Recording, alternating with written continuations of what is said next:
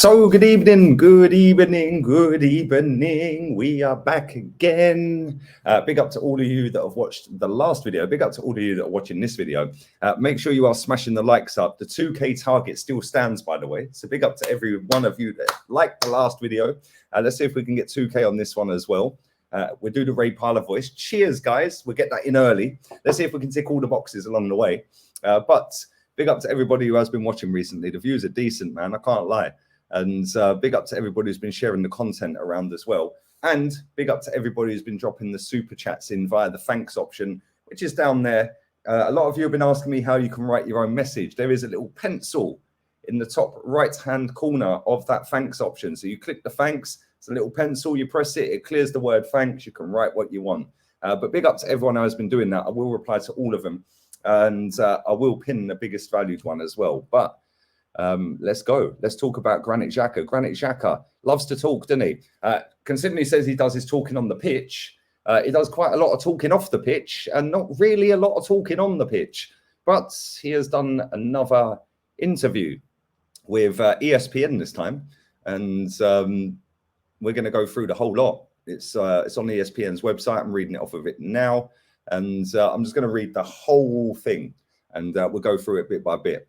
Granit Xhaka rarely holds anything back, and he isn't about to start now. Wow, go on, Granit. The 29-year-old is robust in the tackle, and he is in an interview chair, a no-nonsense character whose passion and drive inadvertently has taken him to some contentious places during his 6 years at Arsenal. Managers have come and gone. His relationship with the supporters has ebbed and flowed. Oh, they make this sound good, don't they? Ebbed and flowed dramatically.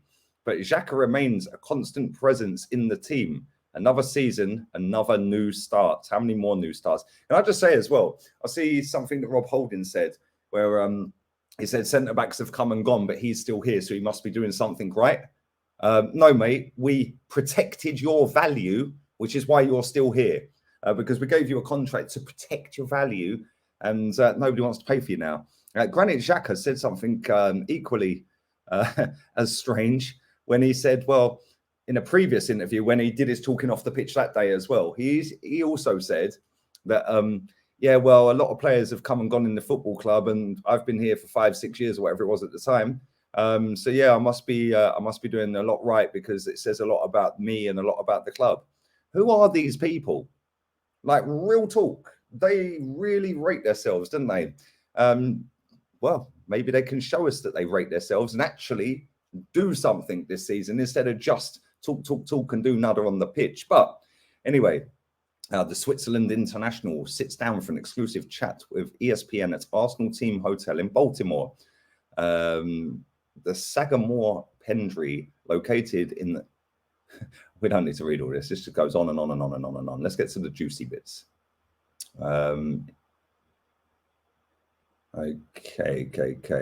Okay. Fresh from a summer vacation in which he visited Albania to see close family members for the first time in almost 3 years due to C-19. He is not naturally one for looking back, but time away with his wife, Leonita, and his two children, Ayana and Liana.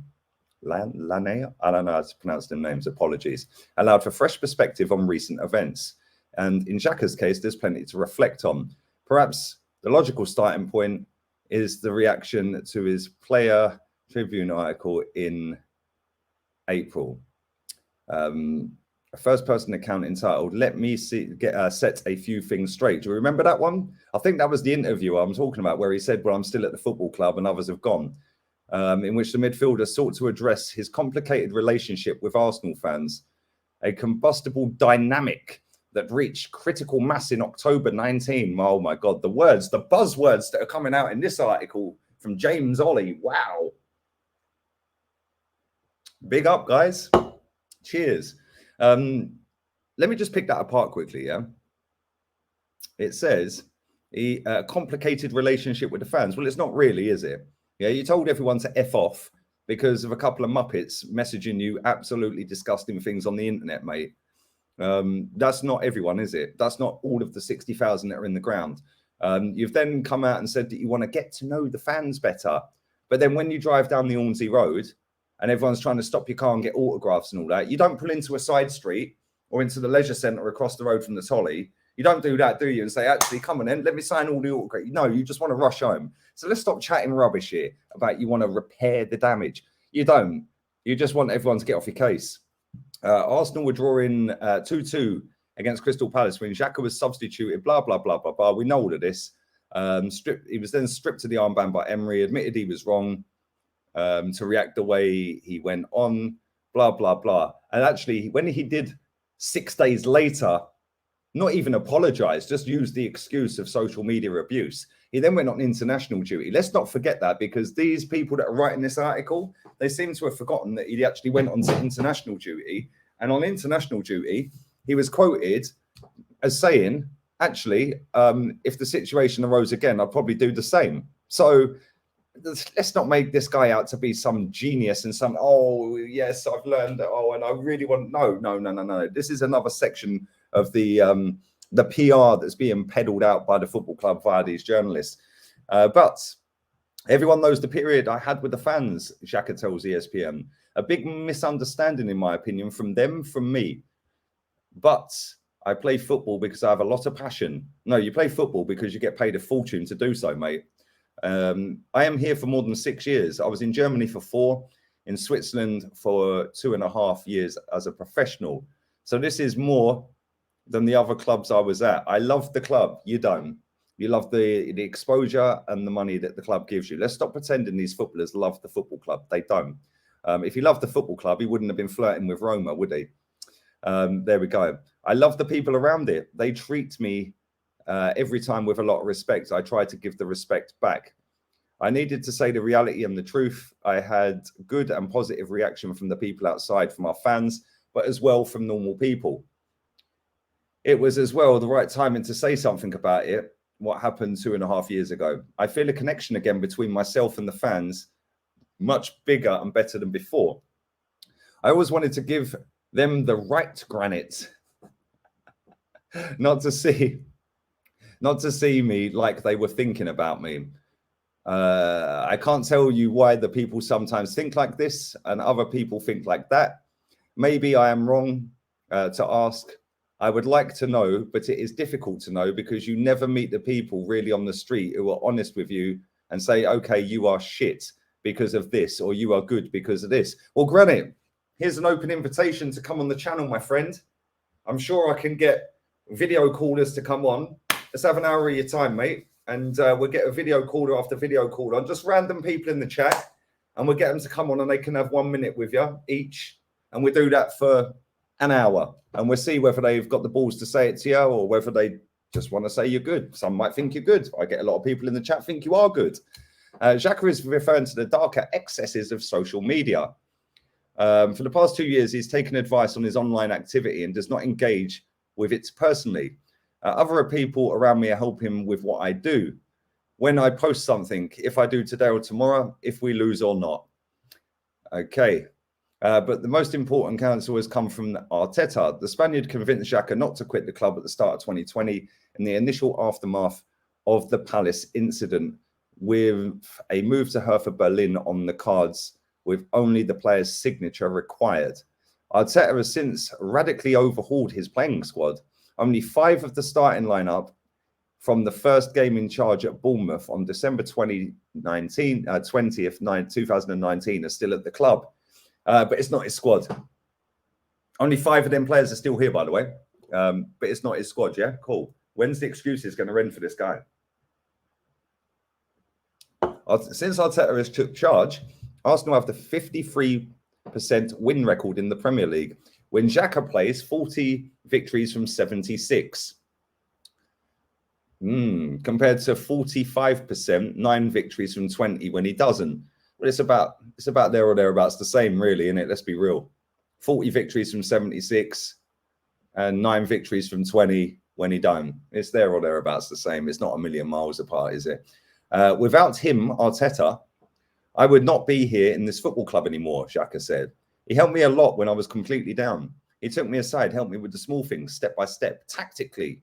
Really? Maybe that explains why you're crap then, mate, because he weren't very good either. As a person, Mentality. Okay, like getting red cards every week. Cool. Between the team and the club, they've tried to help me as well with the fans. He is a freak in a positive way, Arteta. Tactically, he knows everything. Well, he don't know how to beat Villarreal. He didn't know how to beat Olympiacos. He struggled to beat Sean Dyche. I think Aston Villa, I think it was 4 games, 0 wins or something until recently. So, yeah, I'm not quite sure about that one, mate. But it sounds good, doesn't it? I had a lot of coaches, but I have to put Mikel as one of the top ones in my career. Well, of course, you're not going to say he's crap, are you, mate? Despite the palpable bond, they're using some good words in this article. Xhaka confirms he almost left the club last summer, but he loves the club, remember? He loves the club. So that's now twice that he's been very close. Jose Mourinho became Roma boss in May 21 and was rumoured to have identified Xhaka as a key target. Was it true? It was something, yes, he said. How close were you? Very close. Why didn't it happen? His answer was because Mikel was the guy with technical director Edu.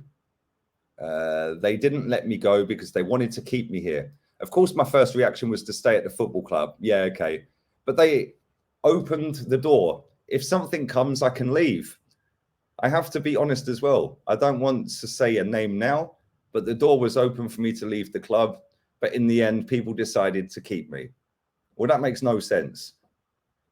They wanted to keep me here. That's why it didn't happen. But they did say that if somebody comes in, then you can go. Somebody comes in, then they wanted to keep you. Not kind of making sense, are you, mate? But there we go. Instead, Xhaka signed a new contract through to 2024, which, by the way, is standard procedure that when you don't get your move, you will naturally get given a new contract because you've been convinced to stay. I'll tell you what we'll do. You're not going to get your move, Granite, but we'll offer you a little bit extra money and an extra year on the contract. Oh, okay then, boss. Yeah, let's not play games here. People think I'm dumb. People think that football fans don't know this stuff. It's all accessible. It's all over the internet. He then said, I'm very happy here. My family are happy here. I have a contract for another 2 years. It is true. I will be 30 in September, and I don't believe in age. Well, why did you mention it then? You can be 18. You can be 90. You can be 35. If you have the quality, you can play. Okay, might as well get Wenger to dust his boots off because he'll probably be a better midfielder. We had a lot of people who were here as well. David Luiz, for example, who had an amazing career, 33, 34, 35. He is even playing now. Oh, it's a miracle. That's why age is only a number for me. As long as I am fit, as long as I can help the team, I'll try to do everything. When the moment comes, I can't do that, then I am the first to say to the club, I am not ready to do that. Well, you weren't ready against Newcastle, were you, my friend? How did that turn out for you when you came out and did an interview saying we weren't ready? He then said he's been inspired by Arsenal's development under Arteta, a progression which began following Emery's sacking as Arsene Wenger's successor, amid widespread rumours of a fractured dressing room. Oh dear, this is the most dramatic article I've ever read in my life. Anyway, Mikel came in with a lot of problems. And he raises his hand to signal inverted commas to accompany the word problems. Maybe the word is too hard, but a lot of stuff where it was not in a good place. Maybe. Then says he changed a lot, if I'm honest. Were they overplayed? Absolutely. The problems came here from outside. The people said, this football club has problems, and this, and this, and this, when it was not so bad as people say. Oh, really? Can you tell all the super fans and top gooners it weren't that bad then, mate? Dear, oh dear. Of course, you have that everywhere. Little stuff in every club. It is not only at our club, but Mikel decided to change some things. Oh, genius. Arteta oversaw the restructuring of the club. What a man. What a guy. That ranged from streamlining, that's a good word, isn't it? Streamlining the scouting network to paying up contracts of disaffected players like Mesut Ozil, Skodran Mustafi, Socrates Pastafa Popouloulis. I butchered that surname. To help accelerate a cultural overhaul. Yes, culture change. Dear, oh dear, oh dear. No, you basically paid to get rid of people because the club had overpaid them in the first place.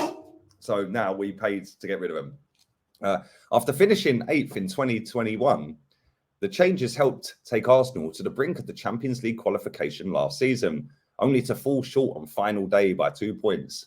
In the penultimate game of the campaign, Arsenal were beaten 2-0 at Newcastle to surrender their advantage in the Champions League qualification race to Tottenham. Oh, my days. It is the most... They could have just said, listen, they bottled it. It would have made it sound much more easier. One they knew, trudging off the St. James's pitch, they would not recover. As often does, to his credit, Granit Xhaka fronted up to the media afterwards. Really? Normally Granit Xhaka's hiding. So fair play to him for coming out after that Newcastle game, because normally they send Starboy out or Smith Rowe. When it's a win, it's normally Granit Xhaka or back then Aubameyang before that.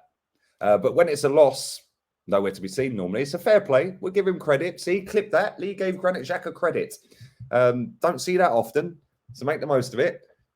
But there we go. He fronted up to the media, telling Sky Sports with a trademark bluntness. You need people to have the balls to come and play. And if someone isn't ready for the game, stay at home. Some interpreted that as a senior player pointing the finger at others, but not for the first time. Granit Xhaka felt misconstrued. Well, he obviously didn't speak with enough bluntness then, did he? Everyone knows we have a very young team. It's not as young as the 2008-2009 team that we had, though, is it? But nobody will tell you that one. That was the team that got to the Champions League semi. Nobody will tell you that, though. We had a younger squad back then. Cheers, guys. Anyway, this was not against our youngsters. I put myself in there as well. We were not ready for this game to fight. We knew if we won this game, we would have another final against Everton at home on the last day of the Premier League. Well, why weren't you ready then? The thing is about mentality. When you have something, you can't take it. It is not for the first time we let it down. A lot of people start to think, yeah, he's speaking again, stuff like this. But maybe they didn't understand what and how I meant about it. Well, maybe speak a bit more blunt next time then, mate, and start saying it as it is. If I can say now something about this interview, I told you this has nothing to do with the young players. It's to do with us all together. So why did you say if a player is not ready? Why don't you say if we are not ready, not a player? You're targeting a player. Whether you meant it that way or not, who knows? But the way it came out was if a player is not ready, stay at home. It should have been, I wasn't ready for the game. Some of the other players weren't ready for the game. Mentality-wise, we were not ready for the game. I don't know what it was. Weren't the manager, it was the manager, whatever. That's talking blunt. Yeah, you're talking in riddles, mate. And super fans and top gooners lap up all this rubbish. I see through all the PR and the crap. But there we go. I think I said this. I think I said that as well after the game. It doesn't matter the age. You have to be ready for these games because these games, you have maybe won a season where you have to be ready to take it. If not, you're at the Champions League places. Arsenal finished the season lurching from brilliance to desired brilliance, apparently. Okay, was we in the title race then? 3 defeats in a row against Palace, Brighton, Southampton. 4 straight wins, including beating Chelsea at the Bridge, Man United, and 2 consecutive defeats against Tottenham and Newcastle effectively ended their hopes. It is this inconsistency Arsenal must eradicate. Absolutely, Xhaka says in response. We had games where nobody was thinking we could beat, for example, Chelsea away. We beat them. United was maybe a 50-50 at home, but we knew we had to win the game. But then we go and lose to Brighton at home, Southampton away, and Palace away. It hurts in the end. It is painful because you have everything you need. Maybe only 2 points from 3 games. Faltering in key moments is an accusation often levelled at Arsenal, and mindset Arteta has actively tried to harden through the greater work ethic, professionalism, and focus. If the situation comes again, we have to be much cleverer, much different, in different mentality, Xhaka said. If something is not going well with the ball, you have to change the game. This happened against Palace as well, away, when we were smashed 3-0. We want to play. We lost the ball and they scored. First of all, you have to be ready to fight. After, you can do the other things. This is my opinion. Well done. It's basically saying you have to earn the right to play. Well done, mate. You've actually said something positive, constructive, and ain't bullshit. There you go. Anyway, this is what Mikel wants from us, to be ready from the start. In the game against Newcastle, we were not in the game from start to end. But I don't believe that our season was gone because of the Tottenham and the Newcastle games. Before we have Southampton, Brighton, Palace, where we lost. And that was the killer. Well, I thought the culture had changed and you can repair and bounce back ability. Obviously not. A familiar refrain from Xhaka is that he wants to achieve something special at Arsenal. And no, maybe he is special. Despite last season's disappointing denouement. Is that how you pronounce that word? Wow, that's a proper buzzword. Denouement. There is a fresh optimism for the future. Of course there is, because it's, oh, it don't matter about last season. Let's just hype up this one instead. Oh, dear, oh, dear. The mood during Arsenal's pre-season camp in the United States has been upbeat, buoyed by the arrival of 4 new signings: Jesus, Vieira, Marquinhos, Matt Turner. More are expected. So what target has Xhaka specifically set? Ah, dear. Cheers, guys. Let go. Smash the likes up. I was one time in the Europa League final in 2019, one time in the semi-final in 18 of the Europa League, he said. We are again in the Europa League. And this is, for me, something we can deliver and achieve. To take the trophy in the Europa League would be very, very special. I think, first of all, you go back to the Champions League. Secondly, you win the Europa League trophy. This is amazing, in my opinion. And to be a part of the top in the Premier League. Oh, okay, so not be at the top, and to be a part of the top in the Premier League. This is something that I call to achieve. So basically what you're saying is get top 4 and try and win the Europa League. Why are all the players coming out saying the same thing? So their aim is to try and win the Europa League and get top 4. Okay, let's see what happens. If that doesn't happen, Granite, will you donate your year's salary to charity? I bet you won't, will you? I bet Odegaard won't either. I bet Ramsdale and Smith Rowe won't either, because all 4 of you have said the same thing. I can see something is growing here. Yeah, your pay packet every year. Sometimes you need more time than people want. Well, this is the 4th season, mate. 3rd full season. This is your 7th full season. I've been waiting 18 full seasons for you lot to win a title, mate. So that time you rolled your socks up, got stuck in and win a title. If not, you know where the door is. Use it. But I have a feeling that we're in a good way. Last season, we were very close to achieving something. What was that then? Out of the FA Cup in the 3rd round, got knocked out of the semi-finals against Liverpool in the League Cup and finished 5th, mate. What was we close to achieving then? Please tell me. Let's start. And after then, we can speak again after 38 games. Oh, that's it. Judging May. He's learnt well from Wenger, isn't he? Hopefully, we will be where we want to be. Whatever happens, you know Xhaka won't hold back. No, I can't take this guy seriously. Real talk. This guy is... Nah, he ain't wired up right. I can't lie. Right, so basically, the whole squad that have been doing, or the ones that have been doing the interviews, are all saying top 4 is the target, and we want to try and win the Europa League. Cool. Okay, so top 4 is the target, and try and win the Europa League. If you don't win it, then you should all fuck off. How about that? You want to talk blunt? You want to be blunt? You want to speak in interviews constantly? Cool. Well, there you go. You've got an offer to come on here and get the fans of this channel that live all over the globe to come on the channel and speak to you and tell you what they think and tell you what they think about the club. Edu can have the same opportunity. Mikel Arteta can have the same opportunity. They're all welcome to come on here. And Josh and Vinay. I'd love to speak to all of them. All of them can come on. And I'd get the fans on, to come on the channel and go one by one. Not just a select few that have been gnawing off a process that don't exist, that have managed to get their way into press conferences, etc., etc. Of course they have. Wouldn't surprise me. Real talk. It would not surprise me if that's a little buddy up that now happens, because that superfan channel, self-proclaimed superfans, by the way, could be the PR propaganda to a wider audience from the football club.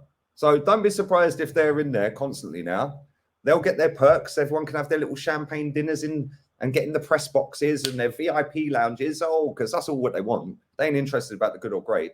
The paid actors that work on that channel, and they are paid actors that work on that channel, have already been filtering their opinions for 2.5 years because they don't say off camera what they're saying on camera. I know that for a fact. But there we go. It's going to be even more filtered now. So Arteta Fan TV, it's going to be peak this season when he gets sacked, in it. But I'd love to know what your thoughts and comments are on this interview. Do you like Granit Xhaka? Do you rate him as a footballer?